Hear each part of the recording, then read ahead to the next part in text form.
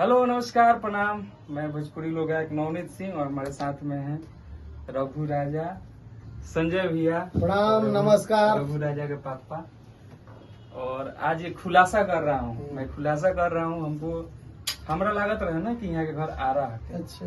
रघु राजा के घर आ रहा है और आज मालूम चलल है कि घर दिघवा दिघौली पड़ोसी एकदम पड़ोसी। हमारे घर हम माघर मघरी मलमलिया मसरा के बीच में, और वही जैसे से तई सा थोड़ा दूरी पे दिघवा दिघौली बा, ऊपर आगे कतालपुर बा जहाँ हमार शादी भी भइल बा। और ई दिघवा दिघौली घर हटे तो बहुत खुशी मिलल है। और छोट बाबू बहुत आगे बढ़ता रहा, खूब आगे बढ़त। हमने के जोन भी थोड़ा बहुत जोन भी बुझाई जहाँ सहयोग के जरूरत है कल जाई, ऐसे बहुत आगे निकल गई बारानी। भगवान का सौर आगे बढ़स। कोनो को प्यारा से गाना सुना रहा जरूर, लेकिन बेईमानी ना बुरा नजर से ताकेला ओकरा के। आहा क्या बात है। एगो बहुत पुराना लहर है बेईमानी हो तो क्या करें? केसर के गंध लेके पुरवा चलल रहे, कि केसर के गंध लेके फिर दिक्कत हो पुरवा चलल रहे, कि देखनी कि तहर घरवा के खिड़की खुलल रहे।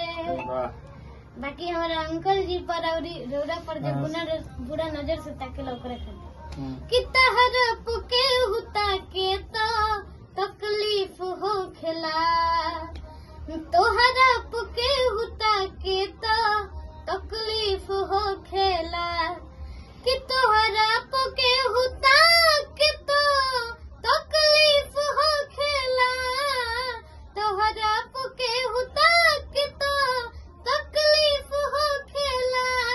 बाकी चाह जाओ में हरकत करे के तो ये हो सकता है, अरे तकलीफ हो खेला, झरकोस के हुझा के तो तकलीफ हो खेला, कि तोहरा पके हुता के तो तकलीफ हो खेला। वाह, बहुत बढ़िया एकदम। बहुत प्यारा गावेलन रघु बाबू। आप सब देखले भी बानी यूट्यूब पे।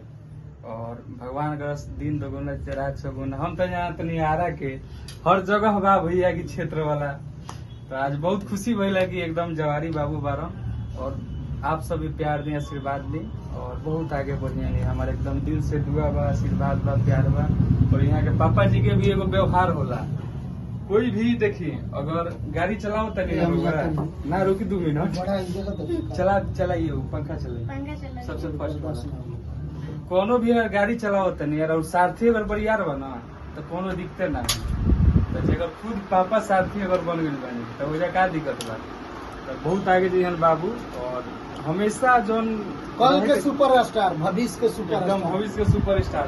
पहली बार देखनी इनकर गाना सुनी, इनकर चेहरा ना देखली, लेकिन हम जननी कि कोनो बच्चा गावत है।